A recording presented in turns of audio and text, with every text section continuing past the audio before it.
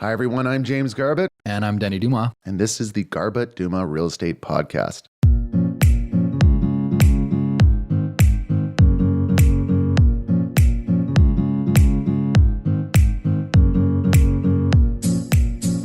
Monica, January 2022. Give me a synopsis. I know, I really like that word too. Ready for it. Give me a synopsis of what is happening across the board in Greater Vancouver real estate right now. Inventory is lower than ever still. Yes. So we have a lot of situations where properties are going into multiple offers. What did you say? Multiple offers. Okay, this is going to be so good. I feel like this is a really good time, especially early in the year when inventory is very low, where most product is getting multiple offers if it's priced correctly, to readdress this topic of multiple offers, how to handle them successfully as a listing agent, and what to look for if you are thinking of selling your home in terms of the right questions to ask realtors on how they handle multiple offers. There's a lot of things that go into running a listing really well and getting a great result, marketing the home, professional photos, professional video, floor plans, having all your documents. So if you are listing a strata property, ordering all the strata documents early so you've got them for buyers and agents to review. If you are selling a single family home, title search, if there's easements or covenants on the title search, pulling those documents so buyers can read through them, checking zoning, OCP, future potential of the lot so you can educate people as they're coming through the door. Oil scans ahead of time. Oil tank scans. These are all very important things. How you run showings, how you run open houses, and being there to communicate all the property details to buyers as they come through the door, all very important. But single most important thing of running a transaction really well and getting a great result for a seller is How you handle multiples. it's not even close. It's not even close. It's so important. It's more important than even ever having done a transaction in that neighborhood. You could have never done a transaction in North Vancouver, but if you handle multiples really well, you'll get a better outcome than somebody who does business in that area all the time. Multiple offers and how busy listings can be. And here's a couple quick examples from last week. I went to a open house by appointment. We can talk about that too. Last weekend in Coquitlam, they had over 200 appointments. So over 200 people reach out and actually set an appointment. Plus they advertise it as open house. So I'm sure more people came. It's overwhelming for listing agents who maybe are a little less experienced or haven't seen a ton of action in markets like this. When you're getting that many people through the door, it is extremely overwhelming if you are unfamiliar with how to run multiple offers when you suddenly on Monday evening receive 15 of them. It's overwhelming. You don't really know where to start. It takes a lot of time to go through them. Your heart rate starts going. It can be really overwhelming.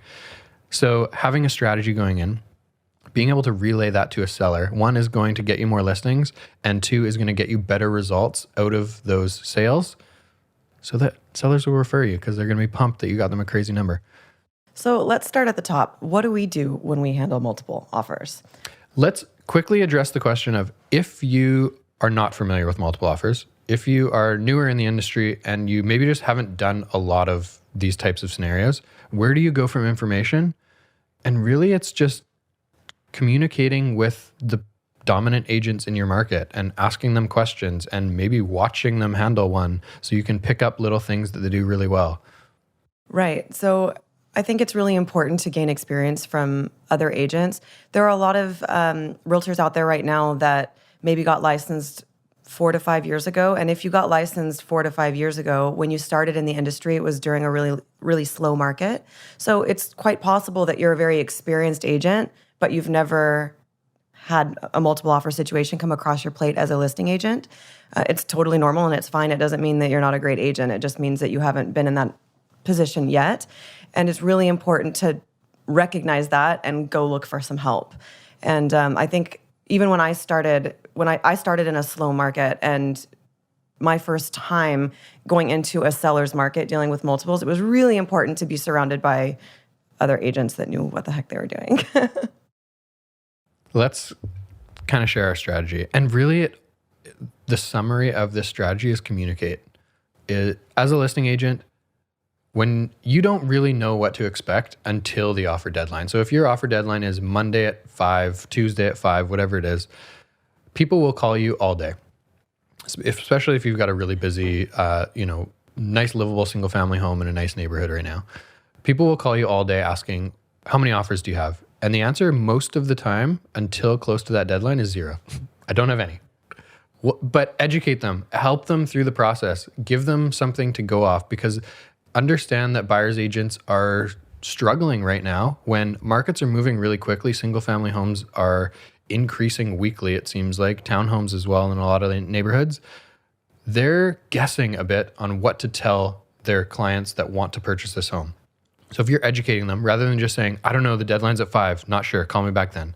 Tell them, well, we had 2 pre-inspections yesterday. We had 65 people come through over the weekend, and I've had 8 people call me this morning asking the same question. So it seems like there's probably going to be somewhere in the neighborhood of 5 to 10.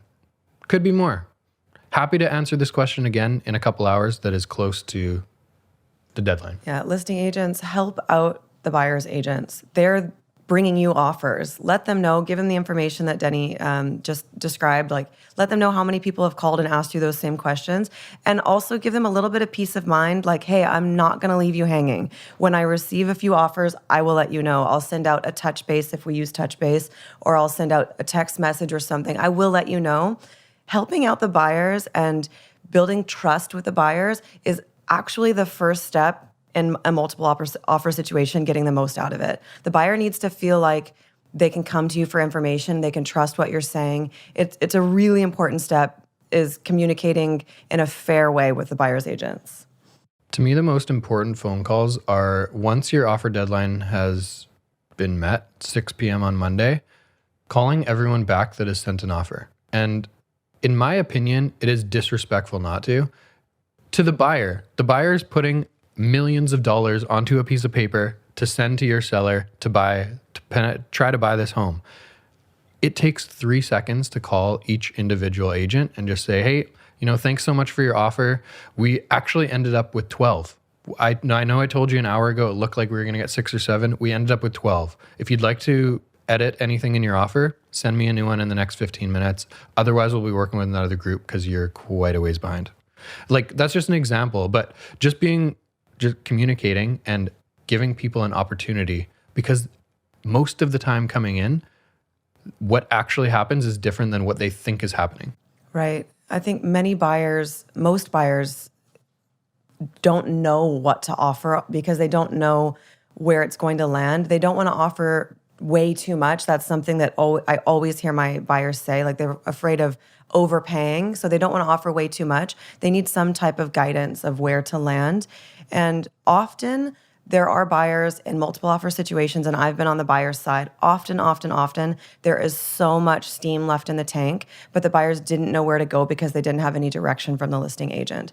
They would have offered a different amount because market value changes with every single offer. That's something really important to understand. If there's only one person that wants it, the market value is probably around list price. If there's 2, it's probably a little bit more than list price. If there's 3, it's probably a little bit more. That's the whole theme surrounding market value, is how many people want something, right? So it's really important to give them that piece of information because it's going to dictate where the price goes. And buyers are going to be looking in the same neighborhood quite often. And if you're an agent that works in a specific neighborhood, there's a really good chance you're going to see the same buyer again. And it's really important that you handle them fairly and with respect in terms of giving them a call and letting them know where you're at. We had this happen. Lucas and I both had listings in the same townhouse complex within about a month of each other. And because you and I were on the horn calling, I think, was it 17? 17. Calling 17 agents back and letting them know where they landed. It was actually a buyer that offered on our townhome that ended up purchasing Lucas's a few weeks later. And they felt confident and comfortable knowing that we called them back last time, and they were very, very aware of how they landed the time before. So they trusted Lucas when he told them how many offers they had and about where they needed to be in order to win it, and they did. It is beneficial for every single party involved to communicate well, to call everyone back. It is beneficial for the buyer because they have an opportunity and they get They understand where they stand compared to the other groups that are writing.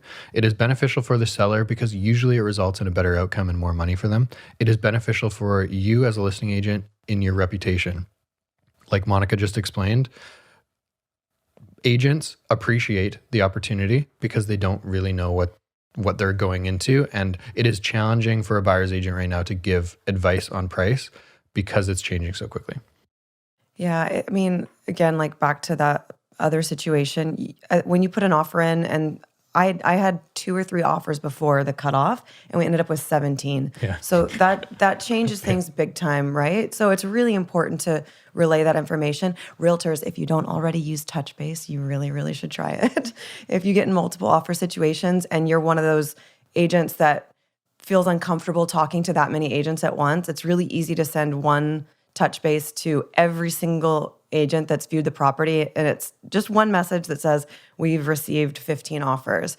And at the same time, when you sell the property, you can send one message to 45 people that viewed it and say, hey, it sold for this much, instead of getting 45 phone calls and text messages. I just want to shout out to TouchBase. Use TouchBase.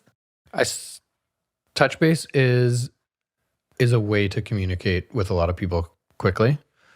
I still believe in the phone call. Oh, for sure. Yeah. I think everyone deserves a phone call and the opportunity to ask a couple questions so that you can kind of help them along if they have a serious enough buyer that is going to potentially be able to win.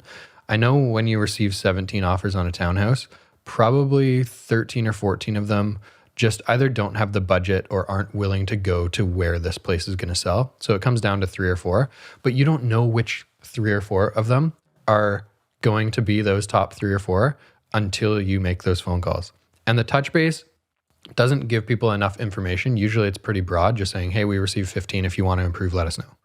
But it's not educating them on where they stand and what this whole scenario looks like. And maybe like that phone call also gives you an opportunity to ask them to make some small edits in their offer. If the dates aren't favorable to the seller, say, hey, we do have 13 other groups. A lot of them are giving the seller the date that we want.